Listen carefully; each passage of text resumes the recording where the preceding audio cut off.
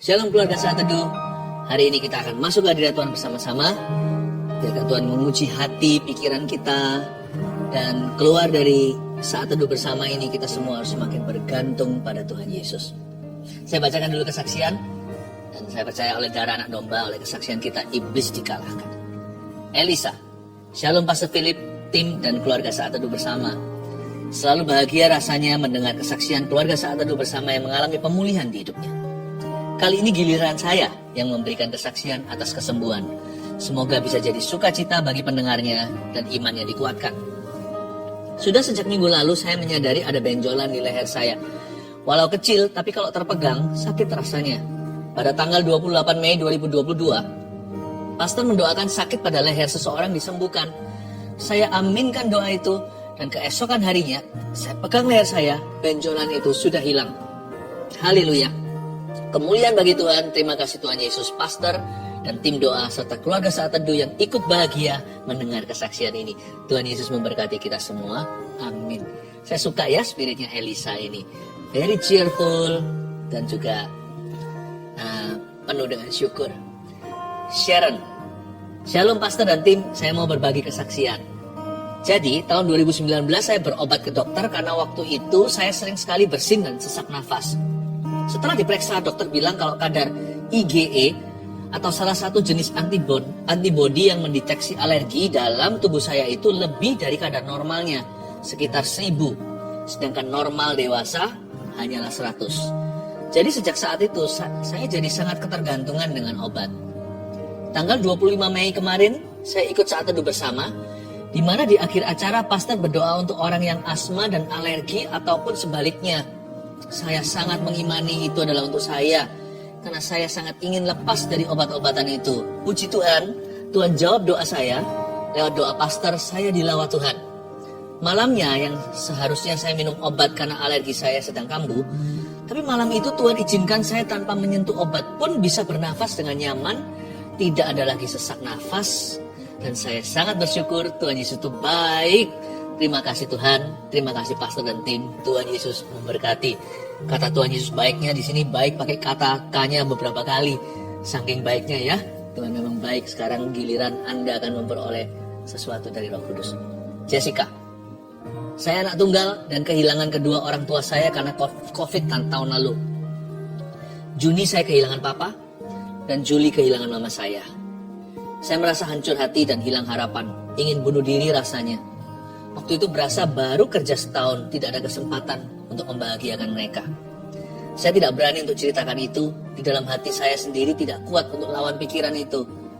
Saat itu ada notifikasi di HP saya, Saat Teduh bersama, yang berjudul Bahayanya Merasa Down. Pada tanggal 17 Juli 2021, saya dengarkan itu, dan Ko Philip cerita tentang Elia yang mau bunuh diri, dan cerita ke Tuhan. Di situ Tuhan memberi makan 2 kali. Bahkan menghakimi, bukan menghakimi, tapi malah memberi makan. Di situ saya sadar buat apa yang saya perangi selama ini. Saya ungkapkan ke Tuhan, dan Tuhan kuatkan saya untuk bertahan hidup hingga saat ini. Hingga saat ini saya dengarkan Saat Teduh bersama, yang selalu menguatkan saya melewati masa duka. Thank you ya Ko, God bless you. Jessica, kalau Anda mendengarkan, please do not commit suicide. Jangan pernah bunuh diri ya. Hidupmu masih dibutuhkan banyak orang. Papa mama sudah pergi, I'm really sorry. Turut berduka di hati mendengarkan ini.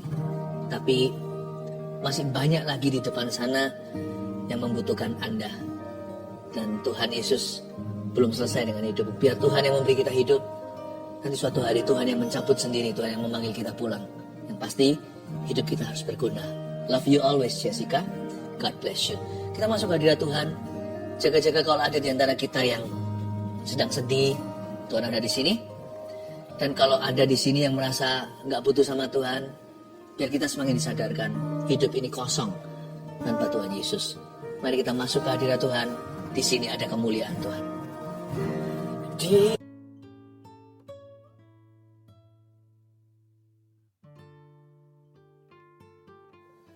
Selamat malam semua, apa kabar? Shalom, shalom. Dan kalau yang nggak live nanti menyaksikan video ini, di jam berapapun Anda menyaksikan ini, Tuhan ada di situ, ya. Kita mulai dengan kesaksian seperti biasanya. Live chat juga sudah buka. Ini kan YouTube Live. Anda bisa sampaikan permohonan doa. Mulai sekarang bisa komunikasi dengan kami. Tim sudah ready. Saya bacakan dulu kesaksian. Ini dari kesaksian saat teduh yang lalu. Yang ini namanya Indah. Bulan Juli salah satu saat teduh, Pastor Philip bernubuat bulan Agustus adalah bulan titik balik. Akan ada deal-deal yang dari Tuhan. Akan ada jabat tangan sebagai tanda kesepakatan. Saat itu saya menerima dengan bingung. Bagaimana caranya ya Tuhan, dalam waktu dekat ada rumah kami yang bisa deal. Usaha suami saya di dunia properti pengembang. Dan saya adalah agen properti. Akhir Juli kira-kira tanggal 28. Ada deal harga dan kami diberi DP salah satu rumah kami. Dan tepat bulan Agustus tanggal 6 kami ada jabat tangan di notaris. Transaksi jual beli. Seperti yang dinubuatkan Pastor Philip. Kemudian Pastor Philip doa minta perpanjangan waktu sampai bulan September. Dan benar-benar luar biasa Tuhan itu. Di akhir September kami deal harga lagi satu rumah yang lebih kecil. Dan tanggal 12 Oktober kemarin kami jabat tangan sekali lagi di notaris untuk pelunasan rumah. Padahal rumah ini sudah 3 tahun nggak bisa dijual. 3 tahun belum bisa terjual, tapi justru di saat pandemi malah bisa terjual dan cash lagi pembelinya. Dahsyat. Sungguh bersyukur buat apa yang Tuhan berikan kepada kami. Puji Tuhan. Saya senang sekali mendengarkan orang yang bersyukur ya. Tuhan itu baik.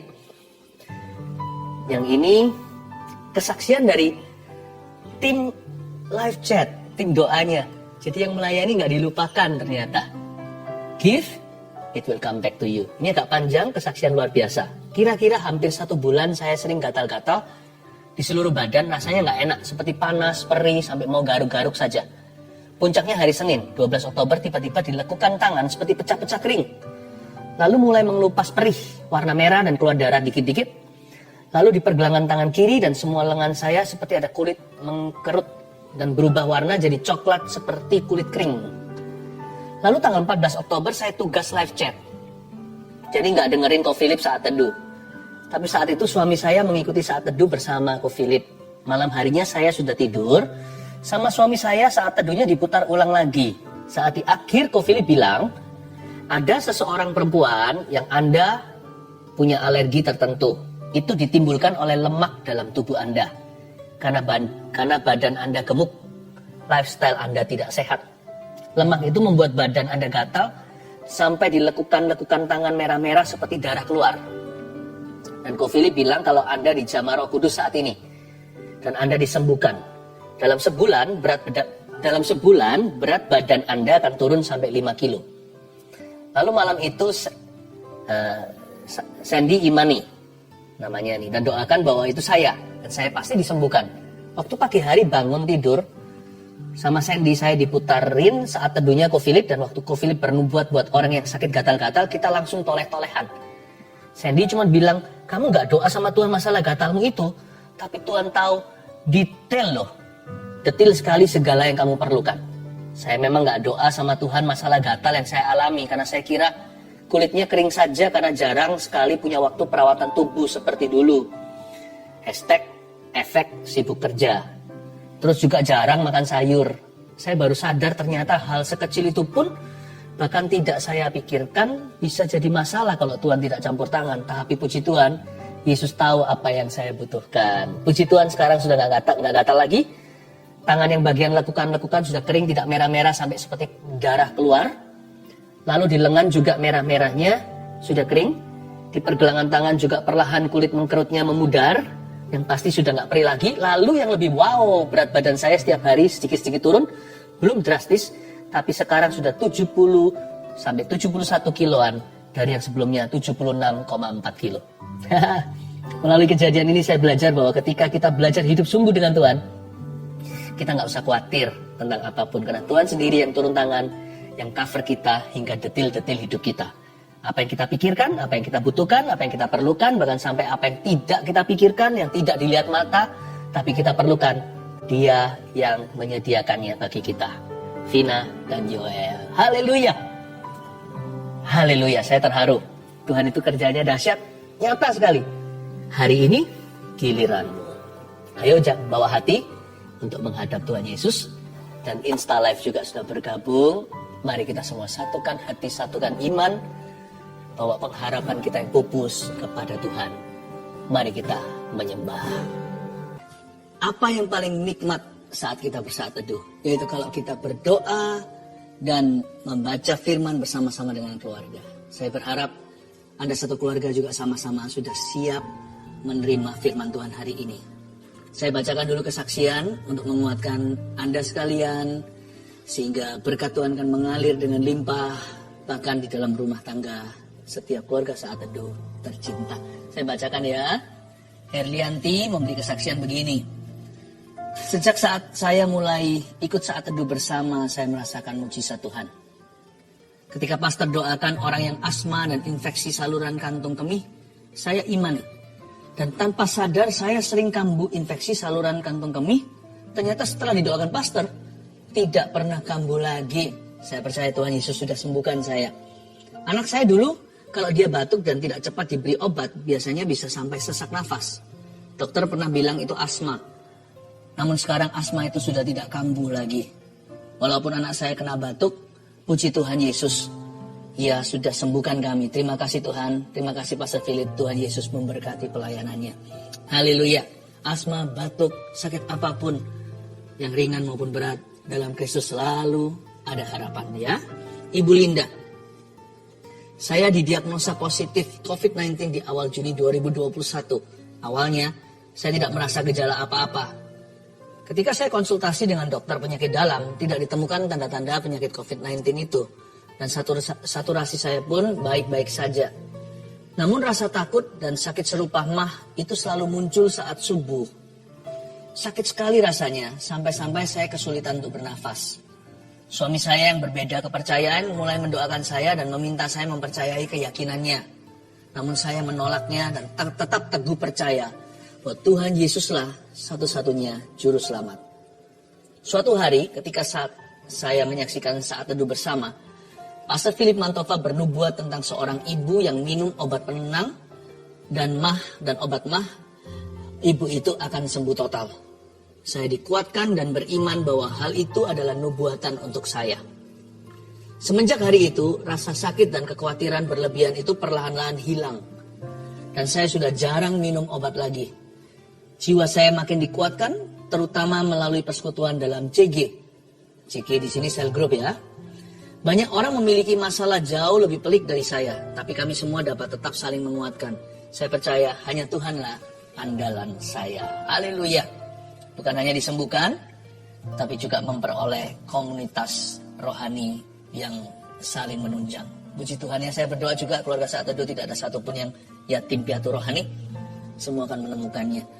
Saya percaya Tuhan memberi kita rumah, bukan hanya di sorga, tapi juga di bumi ini.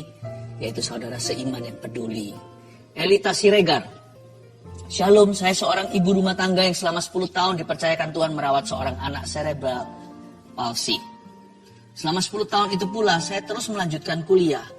Bukan untuk berkarier, melainkan untuk meneliti anak saya. Pada 7 Juli 2021, anak saya meninggal. Saya hampir depresi. Saya merasa semua yang saya lakukan dan harapkan sia-sia dan ingin mati menyusul anak saya. Dalam kedukaan yang dalam tanpa sengaja, tayangan ulang siaran saat teduh bersama tentang bebas dari depresi muncul di YouTube. Saya skip, tapi muncul lagi dan lagi. Tanpa minat saya klik dan menonton tayangan itu. Di luar dugaan, firman yang disampaikan saat itu mengubah sikap hati saya.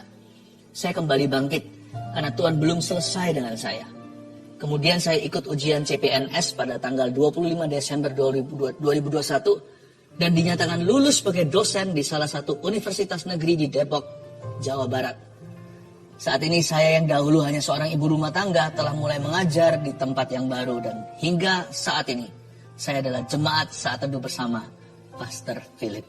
Haleluya. Puji Tuhan ya, saya hatinya berbunga-bunga kalau mendengarkan kesaksian seperti ini. Ingin segera mencium kaki Yesus dan berkata terima kasih, semua adalah karena perbuatanmu. Kalau orang lain ditolong, keluarga kita juga. Mari kita masuk ke hadirat Allah. Come on guys, let's worship Jesus together.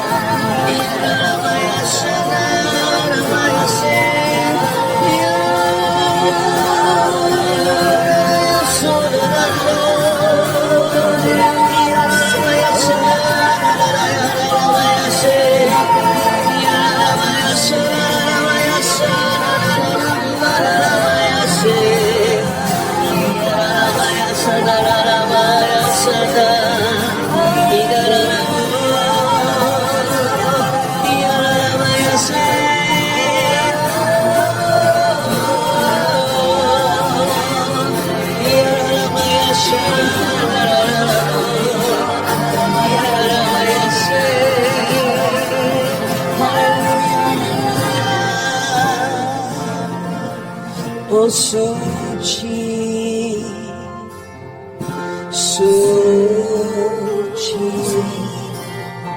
layak, engkau layak, sungguh ku cinta, suci,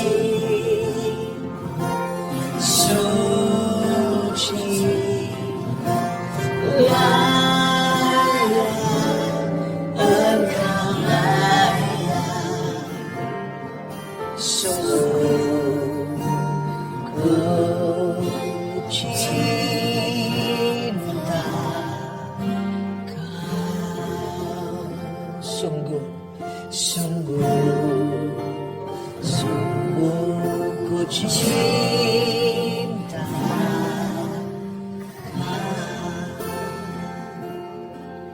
Ajari kami setia dan tidak berubah cinta. Terima kasih untuk hadirat-Mu yang begitu manis. Hadirat-Mu yang begitu real, begitu nyata di tengah kami.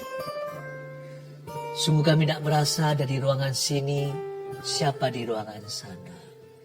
Ketika kami berada di hadirat-Mu, kami semua dekat dengan tahta. Tuhan, Roh-Mu hadir di sini. Jamah setiap keluarga saat teduh, tanpa kecuali. Ajari kami bukan menjadi lebih baik. Ajari kami untuk menjadi seperti Kristus dalam segala hal, dalam pikiran dan perbuatan serta perkataan. Terima kasih Tuhan. Kami serahkan hidup kami sekali lagi di tangan-Mu. Sembunyikan hamba-Mu di balik salib. Demi nama Yesus. Haleluya. Amin. Wow. Betapa indah hadirat Tuhan. Di tempat ini saya bisa merasakan Tuhan itu nyata ya. Tuhan itu ada. Jadi please jangan gelisah.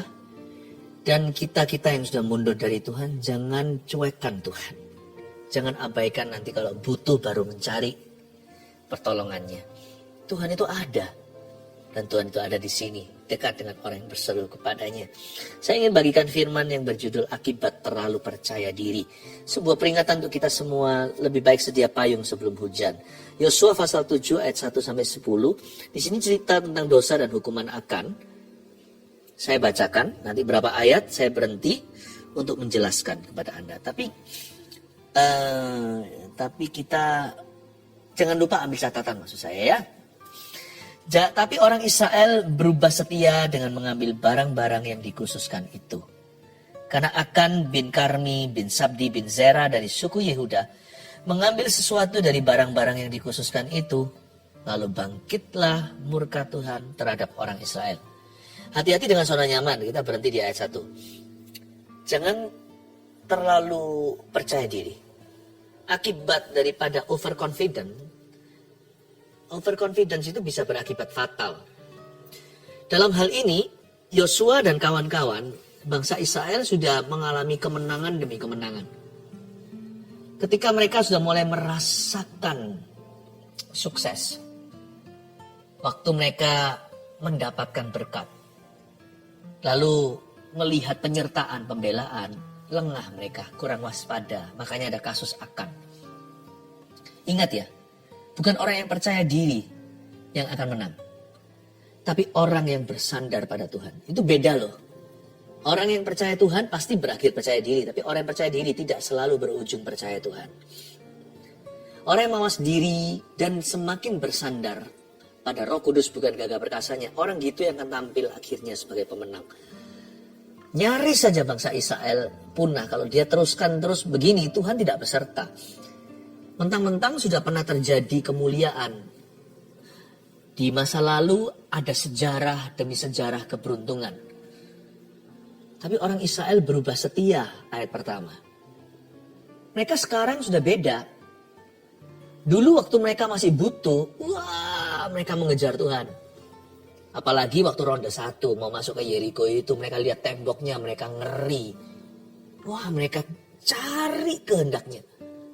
Mereka tidak maju kalau belum ketemu. Kalau belum ketemu dengan Tuhannya. Tapi orang Israel berubah setia. Meskipun hanya satu orang aja yang mencuri barang berharga. Ini kasus korupsi pertama di tanah Kanaan. Mereka sembunyikan. This is a hidden sin. This is the case for a hidden sin. Inilah kasus dosa yang disembunyikan.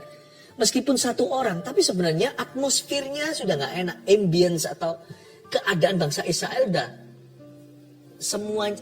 Maksudnya apa ya? Kalau orang diberkati itu nggak apa-apa. Tapi kalau berkat itu jadi anestesi rohani itu bahaya. Termasuk Yosua pun terseret masuk ke dalam situasi seperti ini. Sudah mulai lengah, sudah mulai angkat kaki dan mulai santailah.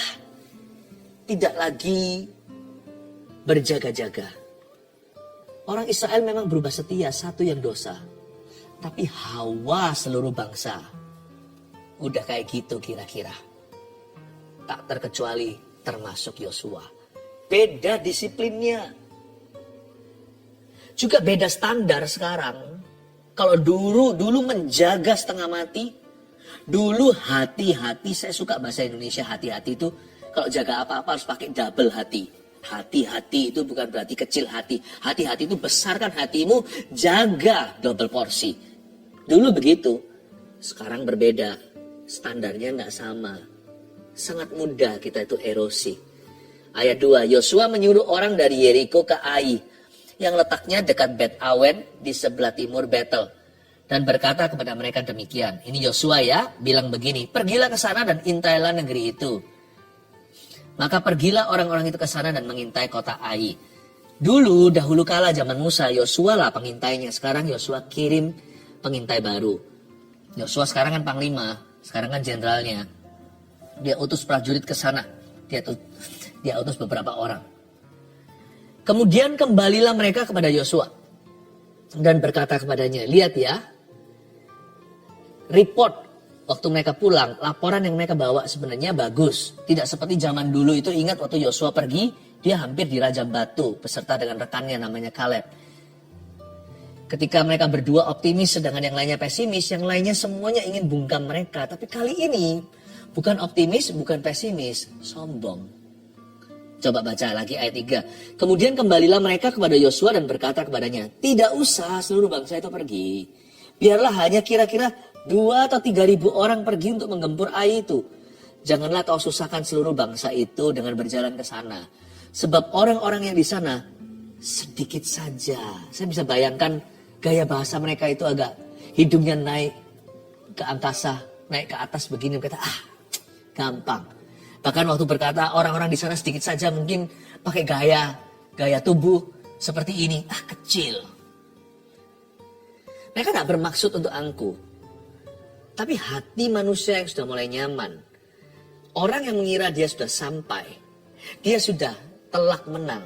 Dia punya segala-galanya. Semua angin bertiup ke arahnya. Ya. Dan seluruh dunia sisanya kalah hawa sama dia. Orang seperti itu biasanya penilaiannya pun jadi salah. Yosua kirim pengintai, tentunya intel-intelnya ini yang terbaik. Nggak mungkin sembarang kirim orang. Dia punya tanda kutip trauma. Dulu zaman Musa 12 itu 10 pengintai-pengintai yang membawa report atau membawa laporan yang sangat merugikan. Tapi itu pun lihat ya, sebagus-bagus pilihan Yosua, kalau hati manusia sudah merasa tidak perlu atau kurang perlu Tuhan, karena dia sekarang punya tentara, dia sudah punya profil ceritanya. Sebagus-bagus apapun, Tuhan tidak beserta. Lalu report yang dia dapat adalah, Yosua dapat masukan begini, tidak usah seluruh bangsa itu pergi. Ini menurut saya adalah sebuah saran untuk tidak totalitas. Saya ngerti, Ai itu kota yang kecil sih, dibanding Yeriko nggak ada apa-apanya. Namun demikian, sebuah kebodohan bahkan. Kalau kita menilai tentara dari jumlahnya. Zaman sekarang aja orang harus tahu, teknologi itu berarti. Zaman dulu teknologi sudah ada. Dicek dulu dong, jangan hitung 1, 2, 3. Dicek dulu mereka punya senjata apa, bahkan senjata rahasia apa. Tolong teliti kalau selidiki. Nggak bisa hanya mereka cuma berapa orang, nggak berarti kok jumlahnya. Tapi siapa tahu jago tempur semua, jago perang, ahli strategis. Masa bangsa Israel lupa sih? Mereka juga lo kalah Hawa, mereka juga kalah angka. Tapi mereka robohkan Yeriko. Masa mereka nggak berpikir bahwa itu bisa terjadi sebaliknya? Mereka berjumlah besar dikalahkan dengan bangsa yang kecil. Menurut saya terlalu gegabah, terlalu menganggap enteng kasih karunia. Tidak usah seluruh bangsa itu pergi. Saran itu tidak totalitas. Harusnya sebagai pemimpin Yosua langsung tolak tegas. No. Gini. Kita nggak usah semua pergi, beritahu alasannya. Alasannya jumlah. Ini secara militeri, secara ketentaraan aja. Ya, secara army harusnya nggak boleh sembarangan. Sama dengan kalau orang bertarung nih ceritanya. Di ring tinju, Mike Tyson itu kan kecil dan pendek. Tunggu dulu pukulan dia berapa kuintal. Jangan pernah kita itu judge atau menghakimi sesuatu hanya tampak luarnya. Atau menilai buku dari halaman depannya. Ini kecil ini petinjunya. Jangan main-main. Lihat dulu kekuatannya. Ukur dulu baru bicara. Tapi Yosua kok gak bisa pikir gitu ya. Padahal dia itu panglima. Itulah sebabnya. Kalau kita sudah nyantai rohani, bahaya. Tidak usah seluruh bangsa itu pergi. Biar hanya kira-kira 2-3 ribu saja untuk mengempur air itu. Janganlah kau susahkan seluruh bangsa itu. Gak mau susah lagi. Ini bangsa Israel yang barusan menang baru berapa ronde. Banyak sih. Kematian yang ditimbulkan di pihak lawan, kerugiannya itu besar, gede banget. Hati-hati ya, sukses itu bisa merangkak, merayap, naik ke kepala kita, membuat bengkak. Mereka sudah berubah dari mental pendatang atau mental pejuang menjadi mental pemenang yang terlalu dini. Sudah. Padahal Kanaan masih jauh belum ditaklukkan. Masih banyak bangsa yang belum ditundukkan. Mereka merasa sudah menang. Nah ini bahaya. Ini yang saya sebut spirit of entitlement. Perasaan berhak atas sesuatu. Perasaan pasti dapat. Udah itu sudah milik kita.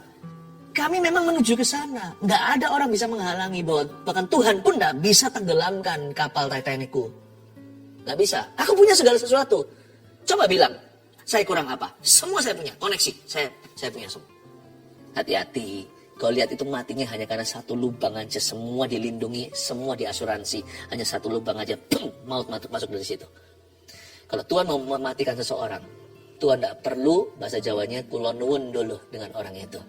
Tapi kalau Tuhan tinggikan, Tuhan juga tidak perlu permisi sama siapa-siapa. Janganlah kau susahkan. Sebaiknya kita semua mempunyai mental pendatang ya. Makanya di seluruh dunia juga sama sih berbagai belahan bumi. Biasanya kalau orang-orang lokal kalau tidak berbenah diri, yang datang akan melebihi.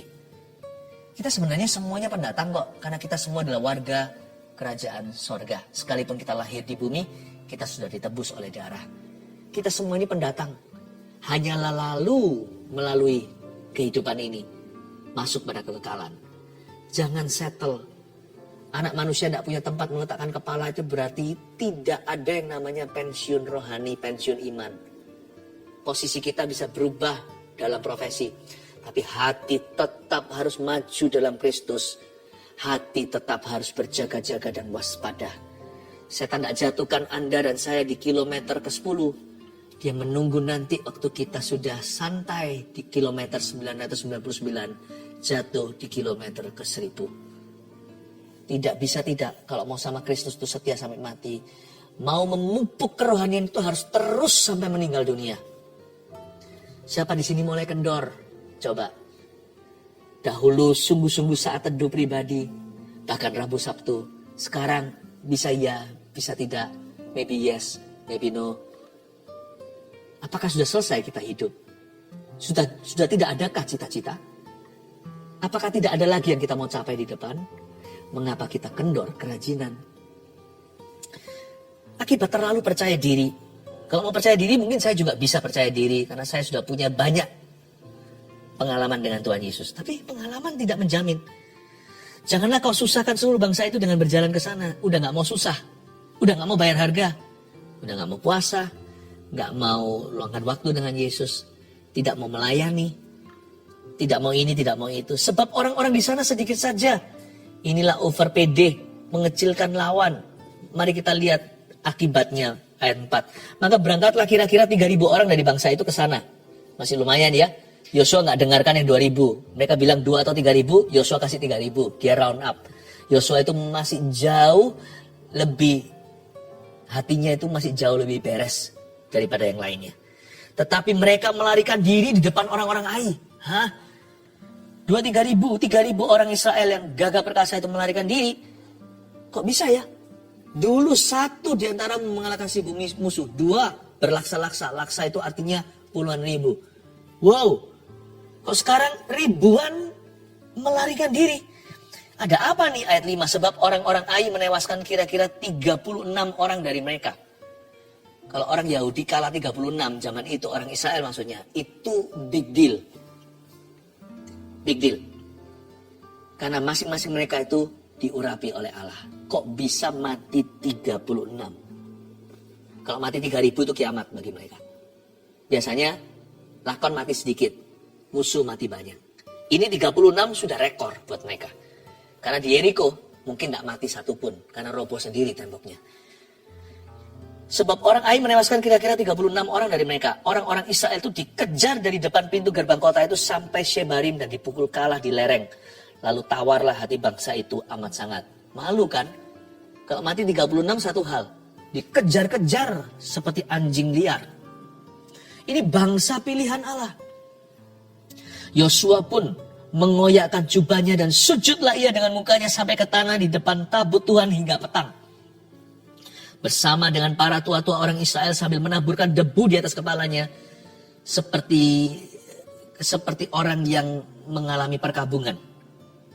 Menaburkan debu di atas kepalanya, otomatis mereka tidak makan. Dan berkatalah Yosua, protes sama Tuhan. Udah ada kata udahlah kita langsung tahu ini keluhan. Tuhanku Allah, mengapa engkau menyuruh bangsa ini menyeberangi sungai Yordan? Why? Jadi sama dengan bangsa Israel yang notabene dulu bersungut-sungut di padang gurun zamannya Musa. Mengapa engkau tuntun kami ke sini? Sekarang Yosua. Mengapa engkau menyuruh bangsa ini menyeberangi sungai Yordan supaya kami diserahkan pada orang Amori untuk dibinasakan? Mulai salah-salahkan Tuhan. Lebih baik kalau kami putuskan tadinya untuk tinggal di seberang sungai Yordan itu. Cepat sekali berbalik arah. Memang sudah berubah setia. Bukan Yosuanya, tapi hawa Israel sudah gak enak. Langsung pikirannya ke masa lalu. Langsung menoleh di belakangnya. Kan lebih baik dulu. Lebih enak yang lalu. Udah gak benar. Oh Tuhan. Kalau udah ada kata itu mengeluh. Ada kata oh Tuhan. Itu sudah putus asa. Oh Tuhan, cabutlah nyawaku. Oh Tuhan, nah ini sudah mulai keputusasaan. Oh Tuhan, apakah yang akan kukatakan setelah orang Israel lari membelakangi musuhnya? Mulai yang dipedulikan adalah reputasinya. Apabila hal itu terdengar oleh orang Kanaan dan seluruh penduduk negeri ini, maka mereka akan mengepung kami dan menyelenyapkan nama kami dari bumi ini. Gini ya, gak sampai segitulah. Kita ini memang pandainya membesar-besarkan masalah. Semua kita ini suku hiperbola. 36 mati, ya sudah berkabung kita. Tapi masa sampai semua mereka punah?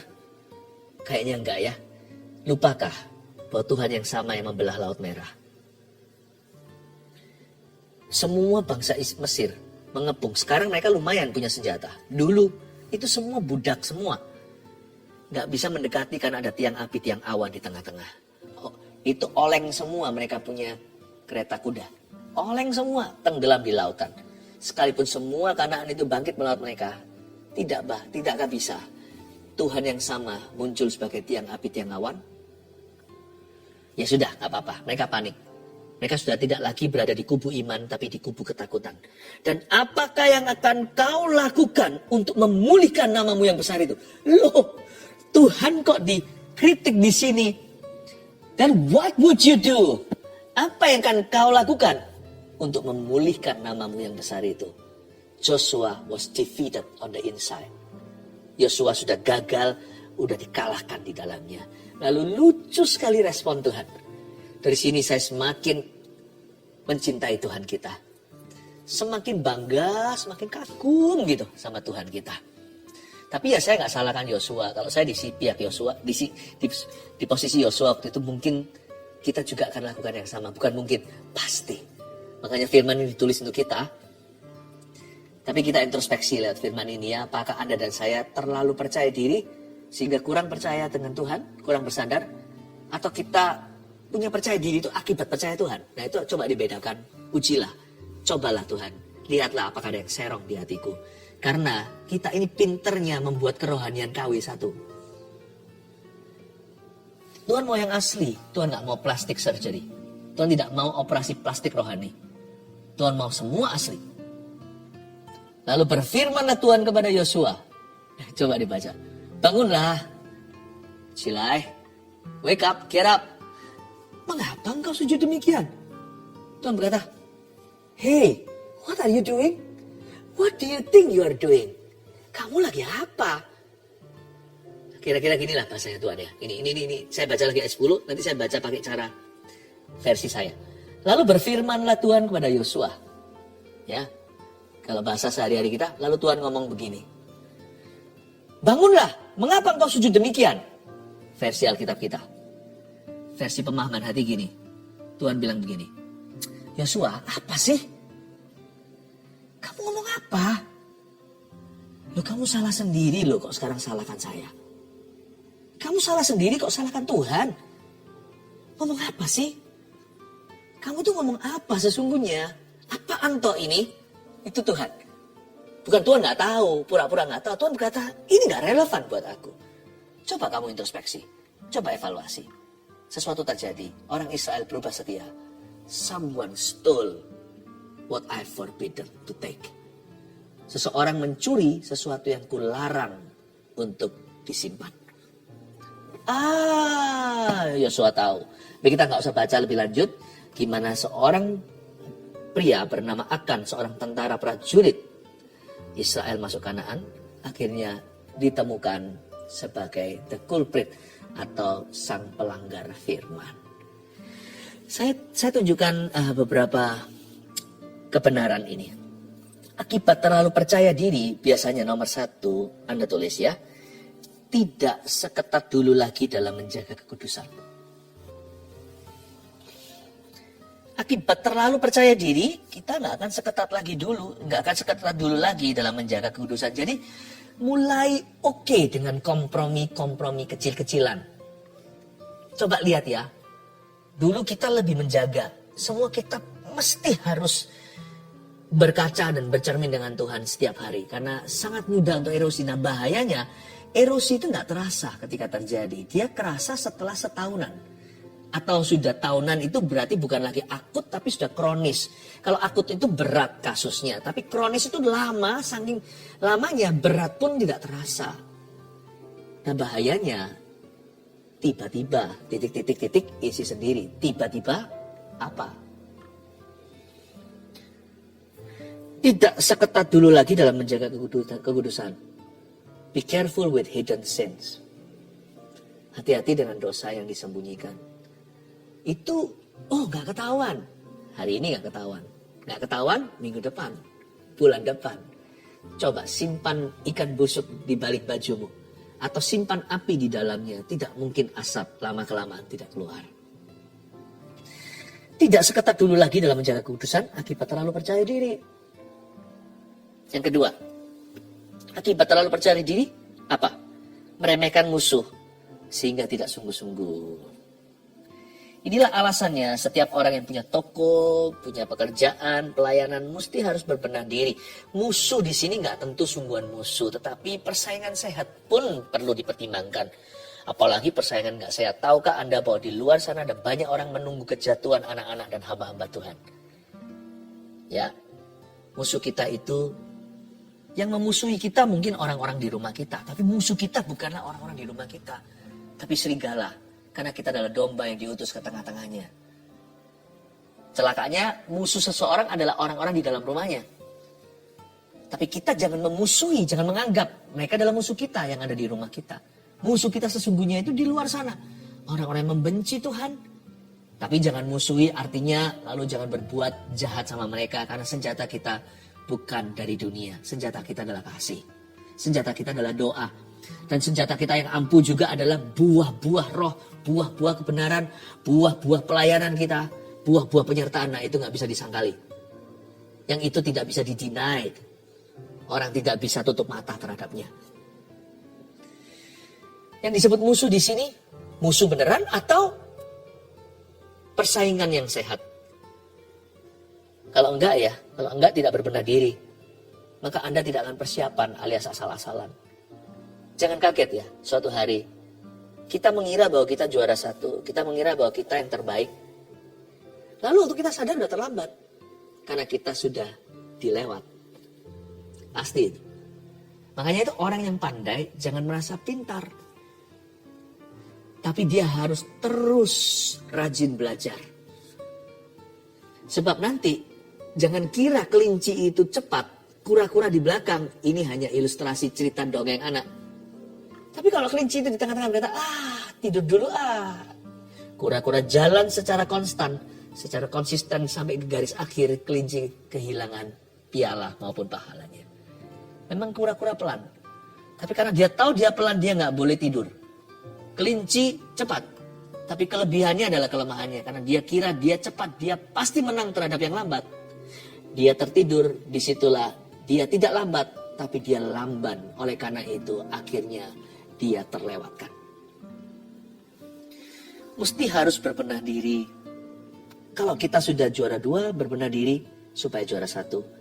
Siapa juara 1 harus terus berbenah diri supaya tetap juara 1 dan bisa mengangkat yang lainnya pula. Kita ini di dalam perlombaan. Hidup ini sebuah race. Tapi berlomba yang benar ya, bukan persaingan yang tidak sehat. Bukan perlombaan yang jahat. Tapi kita harus selalu memberitahu pada diri sendiri, mengingatkan diri. Aku tidak boleh mengulangi kasus Ai. Yeriko udah runtuh. Kalau Yeriko runtuh, sekarang giliran Ai. Nanti kalau Anda lihat pasal berikutnya, waktu Ai dibinasakan, Yosua tidak tanggung kali ini. Dia belajar. Bagusnya Yosua, dia belajar dari kesalahan. Ini orang muda untuk dinasihati, mudah ditegur oleh Tuhan. Nanti kalau Anda baca pasal 8, nggak usah dibaca sekarang. Exciting sekali. Yosua berkata, nggak tanggung. Semua kita, seluruh tentara dikerahkan melawan kota kecil itu, yaitu Ai. Bukan hanya itu, dia sendiri memimpin kaum elit. Tentara-tentara khususnya, dia pimpin sendiri. Ada cerita waktu Yosua merobohkan kota ini, menghancurkan, membumi hanguskan. Dia pakai tombaknya dan dia ulurkan ke situ. Sampai tangannya kaku. Totalitas akhirnya. Kembalilah pada sifat mula jenderal. Yosua balik lagi jadi panglima yang segenap hati melayani. Saya senang sekali melihat ini. Kemajuan Israel, pasal 7 itu setback, kemunduran, pasal 8 lompatan. Mengalami set up untuk lompatan yang lebih tinggi by leaps and bounds atau dengan lonjakan dan lompatan. Mereka mengalami kemajuan. Kadang-kadang memang kita butuh sedikit tamparan dari kehidupan untuk menyadarkan, aku ketinggalan. Supaya belajar sungguh-sungguh lagi, mempersiapkan diri sungguh-sungguh lagi. Ya, supaya kita itu bayar harga lagi dan maju lebih pesat dari sebelum-sebelumnya. Yosua mengalami itu. Pasal 7 ini perlu. Tanpa pasal 7 tidak ada sisanya kitab Yosua. Puji Tuhan untuk pasal 8. Ai dibinasakan. Dia berbenah diri. Dan dia latihan lagi. Dia tajamkan pedangnya. Dan pergi berperang. Tidak tanggung-tanggung membawa seluruh tentaranya. Yang ketiga. Akibat terlalu percaya diri ini yang paling ditakutkan. Kekalahan tiba-tiba yang terjadi sangatlah membingungkan. Karena sekali kejadian itu sudah misalnya tahunan. Erosi itu bahayanya di situ. Karena dia tidak terasa waktu masih hari, minggu, bulanan. Tapi setelah itu, boom! Seperti jatuh di tengah-tengah siang hari. Seperti kejatuhan sesuatu di tempat yang terang benderang. Seperti berjalan di tengah-tengah siang masuk ke lubang. Ada apa? And you would not know what hits you. Kita tidak akan pernah tahu apa yang memukul kita. Kejatuhan atau kekalahan itu tiba-tiba. Tidak pernah orang itu jatuh semalam atau sekejap. Itu semua sudah ada latihannya. Sudah ada perkara-perkara kecil yang diizinkan, tiba-tiba jatuh gitu aja. Jatuh tidak ada prosesinya. Jatuh itu langsung buk gedebuk.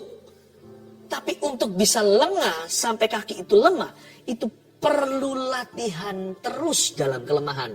Dengan cara mengizinkan kompromi-kompromi dan mulai menganggap ringan, enteng lawan. Itu terus gitu. Tiba-tiba boom, jatuh ke bawah. Dan waktu itu terjadi, termasuk Yosua, dia bingung sampai dia teriak-teriak sama Tuhan, sampai mengapa-mengapa, sampai pakai O, sampai pakai mengapa, why Tuhan. Bahkan Yosua yang begitu brilian, yang pernah mendapat penampakan panglima bala tentara Tuhan, yang pernah mendengar suara Tuhan, jangan takut hatimu, jangan tawar hati dan sebagainya. Bukan hanya hilang tuntunan, tapi kebingungan. What? Why? Mengapa? Kok banyak koknya? Kok begini, kok begitu, kok bisa ya? Kekalahan tiba-tiba yang terjadi sangatlah memalukan, tapi lebih tepatnya sangatlah membingungkan. Ini yang jangan sampai kita izinkan, sampai karena erosi itu pelan-pelan. 1, 2, 3. Akibat terlalu percaya diri apa? Sebagai peringatan buat kita, karena saya percaya apa yang saya sampaikan ini sebagai bentuk prevention atau pencegahan. Tapi bagi beberapa orang, ini akan menjadi kesembuhan. Sekarang Anda tahu, oh gitu ya ternyata masalahku. Supaya Anda berbalik, dengan cara yang sama Anda cari Tuhan, sukses dulu. Anda mencari Tuhan hingga mengalami kemenangan. Dengan cara yang sama Anda merendahkan hati dan bersandar pada Tuhan. Sehingga Anda mendapatkan penyertaan. Sekarang kehilangan, kembali lagi ke titik awal. Cari Tuhan lagi. Sembah dia di kaki. Dan renungkan firman-Nya. Dan mendekatlah pada kuasa Roh Kudus-Nya. Dengan cara yang sama. Akibat terlalu percaya diri, 1, tidak seketat dulu dalam menjaga kekudusan. Ayo kembali ke tati. 2, meremehkan musuh sehingga tidak sungguh-sungguh. Persiapan yang baik. Learn again my friend. Belajar terus. Sekalipun sudah berhenti sekolah. Terus belajar dari Kristus dan orang lain. 3, kekalahan tiba-tiba yang terjadi sangatlah membingungkan. Mendingan bangun kemenangan pelan-pelan. Tidak perlu kita itu terus terburu-buru tergesa-gesa. Dan sampai kita mengalami kemenangan, tunggu sampai kemuliaan berikut dan kemenangan berikutnya. Jangan pernah merasa sudah mendarat, sudah sampai, sudah selesai, sudah wisuda. Terus maju, berjuang sampai akhirnya. Sehingga Tuhan mendapati kita tetap setia. Haleluya. Roh Kudus berbicara begini, yang kendor kerajinannya, kembalilah kepadaku, jangan menjauh. Kamu belum jauh, kata Tuhan, tapi sudah menjauh. Diulang, engkau belum jauh, tapi akan jauh. Dengan caramu sekarang hidup seperti ini, dengan kegiatanmu dan aktivitasmu yang tidak seimbang, engkau selalu mengorbankan mezbahmu di depan Tuhan. Bukannya justru nanti waktunya dipersingkat, tambah waktunya semakin panjang dalam pergumulanmu, tidak selesai-selesai karena minus pertolonganku. Carilah aku tidak berutang waktu, kata Tuhan. Aku tidak pernah mau mengambil waktumu, tapi aku akan kembalikan dalam hal percepatan. Ada banyak hal yang di luar dugaan dan kekuatanmu. Bukan gagah perkasamu, tapi oleh Rohku engkau akan berjalan dan berhasil. Tuhan merindukanmu, saudaraku. Kata-kata ini Tuhan taruh di dalam hati saya sebagai tafsiran daripada bahasa roh untuk kita menyembah. Ada suatu kata-kata, kalimat-kalimat yang peruntukannya adalah message atau pesan untuk Anda sekalian. Orang-orang yang kendor imannya atau kerajinannya memang belum jatuh, tapi pasti akan jatuh. Memang belum jauh, tapi sudah menjauh. Come back to me, kata Yesus tangan berlubang paku. Dia berkata, kembalilah. Saya merasakan saat ini juga hadirat Tuhan manis sekali menjamah. Dan saya tahu dalam roh saya Bahkan waktu saya berkata begini, ada yang tertusuk ke hatinya dan mulai menangis. Tidak semua, tapi tidak sedikit yang sekarang berlumuran air mata kembali pada Tuhan. Kembalilah, kata Tuhan seperti di perjanjian lama. Come in your tears. Datanglah bahkan sambil menangis. Menurut air matamu sebagai taburanmu untuk maju. Jesus loves you. Jesus loves you. Oh haleluya. Biarkan Tuhan melawat orang-orang yang saya maksudkan. Telah kulihat kebaikanmu yang tak pernah habis di hidupku. Ku berjuang sampai akhirnya kau dapati aku tersedia. Telah kulihat kebaikanmu yang tak pernah habis di hidupku. Ku berjuang sampai akhir ada tiapku tetap setia.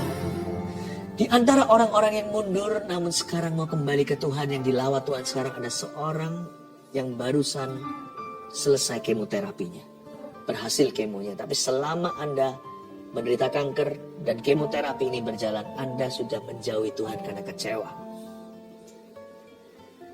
Benar kan? Orang pada siapa saya bicara nih, Anda tahu, that's you. Sekarang setelah akibat kemo saya tidak tahu efeknya apa, kankernya apa, Tuhan tidak wahyukan. Tapi efek kemo tersebut juga membuat seluruh lidah Anda kering sekarang. Mulut Anda itu seperti tidak ada saliva, tidak ada lagi ludahnya. Tuhan berkata begini, kamu tidak pernah datang membawa korban persembahan kepadaku, tapi kau bebani aku dengan dosamu. Tapi aku tidak selevel dengan engkau. Aku Tuhan, aku bukan manusia, katanya. Tuhan berfirman demikian di dalam roh hati saya yang saya sampaikan. Oleh karena itu, karena namaku, aku mengampuni dosa dan memanggil kamu kembali. Seperti istri masa muda yang tidak setia, aku panggil kau kembali. Detik ini juga, Tuhan mengembalikan air liur itu.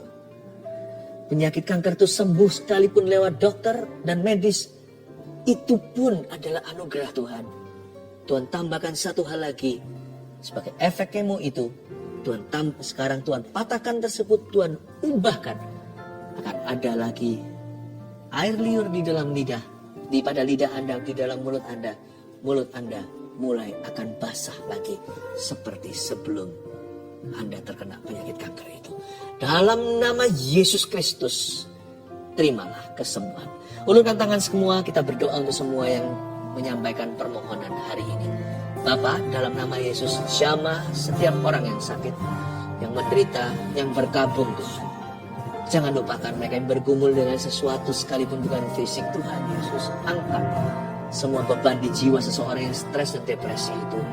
Dan semua pergumulan-pergumulan nyata sehari-hari dalam pekerjaan, dalam rumah tangga. Bapa, hamba berdoa, kirimkan jawaban doa. Dalam nama Yesus, amin. Tablet ini tumbang tangan, tapi sebelumnya saya beritahu apa yang saya rasakan. Saya rasakan ada di antara Anda, tidak sedikit sebenarnya, yang bergumul dengan penolakan manusia. Sebagian disakiti teman, pacarnya, atau ex-nya, bahkan suami atau istrinya. Dan tidak sedikit juga yang berurusan batinnya dengan orang tuanya. Selama ini Anda hanya merasakan kesepian. Yang Anda rasakan ya lumrah sebagai manusia sebelum dengar firman seperti ini. Yang Anda terus rasakan adalah penolakan mereka. Hari ini bertobatlah. Hari ini bertobatlah. Bilang sama Tuhan Yesus, ampuni aku, selama ini aku lihat lubang donatnya. Sementara selama ini kau selalu menungguku, menyambutku, kau membelai aku. Saya bisa rasakan di belakang saya ini seperti semutan. Dan saya tahu hal-hal seperti ini peka. Ini bukan perasaan saja, bisa saja fisik. Tapi bisa saja tubuh saya menangkap sinyal-sinyal hadirat Tuhan ada di sini. Seperti ada belayan-belayan. Saya rasakan belayan itu sebenarnya untuk Anda. Saya hanya menjadi kepanjangan lidah. Lalu di antara Anda sekarang, beberapa orang merasa seperti di lehernya sini seperti ada sesuatu yang naik turun. Tiba-tiba semua kebencian, penolakan, kepahitan itu muncul semua ke permukaan. Naik turun. Seperti ada sesuatu yang mau dikeluarkan, seperti mau muntah. Di sebelah sini, naik turun. Anda merasa Anda adalah anak tertolak. Anda merasa Anda adalah istri tertolak. Ayo cepat-cepat sekarang berdoa. Kalau itu adalah Anda. Sekarang ulurkan tangan ke depan aja sambil saya pegang tablet ini dan sekalian mendoakan untuk semua orang. Ulurkan ke depan. Tuhan Yesus. Bilang sama saya, Tuhan Yesus, ampuni aku selama ini lihat lubang donatnya. Mulai hari ini yang kurasakan adalah kasih, bukan penolakan manusia. Yang kurasakan adalah penerimaan Allah. Terima kasih Engkau sayang padaku. Aku tidak mau berhubungan lagi dengan roh kepahitan ini dan roh penolakan ini. Aku putuskan di dalam nama Yesus. Aku perintahkan setiap roh penolakan untuk meninggalkan orang-orang itu sekarang. Di dalam nama Yesus Kristus. Keluar. Di dalam nama Tuhan Yesus Kristus. Tinggalkan orang-orang yang kau jajah bertahun-tahun ini. Kau roh penipu, roh najis, roh kepahitan, roh penolakan yang naik turun di leher orang itu. Seolah-olah semua gelembung itu keluar, semua memori itu datang. Aku perintahkan di dalam nama Yesus untuk kau meninggalkan mereka. Dan jangan pernah kembali, jangan ganggu mereka lagi. Karena mulai hari ini, mereka akan merasa dikasih. Dan orang-orang ini akan bertumbuh dalam kasih karunia. Terimalah roh pengampunan, ampuni setiap orang yang melukaimu. Sembari Anda minta ampun sama Tuhan, karena tidak jarang Anda yang melukai orang. Tapi sekarang terimalah pengampunan, sambil terus semuanya diulurkan tangan, diangkat tangannya. Dan permohonan doa terus masuk tablet yang saya pegang dan juga dipegang oleh tim saat ini. Oh Tuhan, terima kasih. Oh Ramakapataka Maya Ramataka. Roh Kudus jamah, Kau mengasihiku. Tetap diulurkan tangannya. Roh Kudus akan minister di lebih dari yang kuduga, bahkan di saatku. Thank you Lord. Tidak ada menyadarinya, Kau sentuh hatiku dengan kasih yang sempurna. Kau menyayangiku lebih dari yang ku rasa. Saudara-saudara yang mau berdoa untuk memperoleh keturunan yang selama ini belum diberkati dengan momongan, Anda letakkan, kalau suami istri di sini, kalau Anda sama-sama saat teduh, please gandeng tangan. Mama atau sang istri bisa pegang ke perutnya sebagai simbol aja kekandungannya, atau bisa bergandengan tangan dengan pasangannya. Tuhan Yesus, hamba berdoa. Simpel saja doa, tidak seperti orang Farisi yang bertele-tele. Aku berdoa untuk momongan yang dari Engkau, yang terbaik dari yang pria maupun yang wanita, dari suami maupun istri. Ya Tuhan Yesus, Kau titipkan ke dalam kandungan itu. Hamba berdoa di dalam nama Yesus untuk bibit unggul, benih-benih yang ilahi. Ya Tuhan, keturunan-keturunan yang diberkati. Ingatlah mereka ketika hari ini suami istri ini berdoa. Ingatlah mereka. Ku berkati di dalam nama Yesus kehidupan di dalam sang suami, dalam tubuh sang suami. Benih di dalam diri sang suami. Dan ku berkati kandungan di dalam tubuh sang istri. In Jesus name. Mulai sejak saat ini Tuhan akan membuka tingkap langit dan mendengarkan doa ini dan menjamah. Letakkan tangannya semuanya. Ada seorang anak yang baru saja ulang tahun 4 tahun. Anda berkata seperti ini, orang tua. Aku percaya nanti ulang tahun ini ada mujizat terjadi. Dia berbicara, tapi sampai sekarang belum berbicara waktu kemarin dia ulang tahun. Anda kecewa sekali rasanya kok Tuhan tidak dengarkan doa. No. Yesus datang terlambat untuk membangkitkan 4 hari, ingat. Dia sudah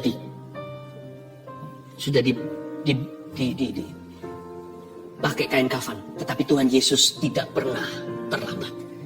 Sejak saat ini saya berdoa di dalam nama Yesus Kristus dan menubuatkan, anak Anda akan berbicara, akan datang waktunya, dia selalu berbicara, sampai-sampai Anda berkata, tolong kasih mama waktu, sebab anak ini akan suka ngoceh, suka cerita, suka ketawa.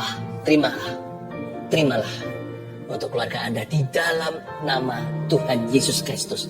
Haleluya.